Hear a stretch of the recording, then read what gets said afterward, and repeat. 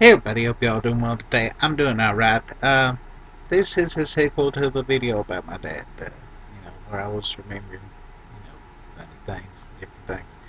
Well, this one, I'm not going to do these as a regular series, but I got to thinking about some things about him today, and I wanted to put it out there so the world would know. Um, but I'll do these every once in a while when I think of something that reminds me of him and enough to make a video. Won't go hog wild with these, I guess is what I'm saying. But today, I was just thinking that how subversive in a lot of ways my dad was. He was a clean cut, plain looking guy. Worked in an office most of his life, and most people would never think. They'd just be like, "Well, he's a drone. He's a cog in the gears, of society," and that he was in a lot of ways. But he also taught Sunday school for over 25 years, and unlike most of the Sunday school teachers I've known, that just go by the little book that their church buys them and maybe wing it a little bit.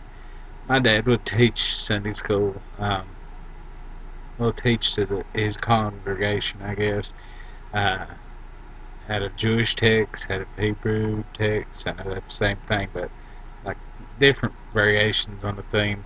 Out of Catholic text, and I'm in the South. I mean, it's a Christian church, but most of the churches are Baptist, and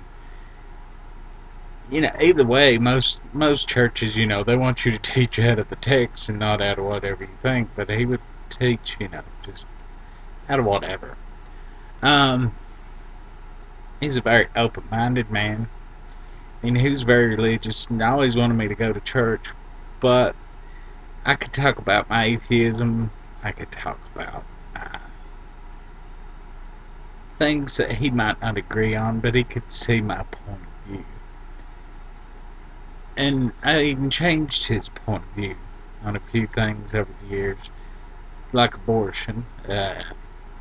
He wasn't pro-abortion, but uh, he could see the utility in at least, the extreme circumstance for it, which that's the main thing to me anyway on something like that. I don't think it should be birth control either, but for his demographic, his for somebody his age, he was very subversive in that way. He was a big fan of South Park, and he always had a South Park sticker on the last car he ever had. On the side of it. Back back when I first got him that sticker, because he saw one I had on my car, he's like, "Give me one of those." And I was kind of hesitant. I was like, "You really want one?" He's like, "Yeah." And he'd go through drive-throughs and kids, woo, they'd be like, "You really watch that show?" And he'd quote like Mr. Hanky or something like that. And I don't know. I think that's kind of subversive. He's a big reader, and he'd always be reading some of the craziest shit. Just writing them. I don't know. He could blow your mind. Uh, he didn't care to let me watch anything when I was a kid. I mean, he wouldn't let me watch like hardcore porn, but besides that, about anything was fair game. I mean, I watched Clockwork Orange at 6 years old, and maybe it did fuck me up a little bit, but you know, he was for putting it out there. But you see, if you could work with it or not. I've just babbled.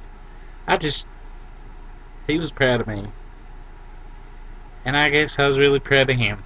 So, just wanted to share. Hopefully, I'll lose a pound or two for Operation Badass this week if you stayed long enough to hear me babbling on about this. And yeah, thank y'all for coming by, watching, and doing what you do. We'll see y'all tomorrow.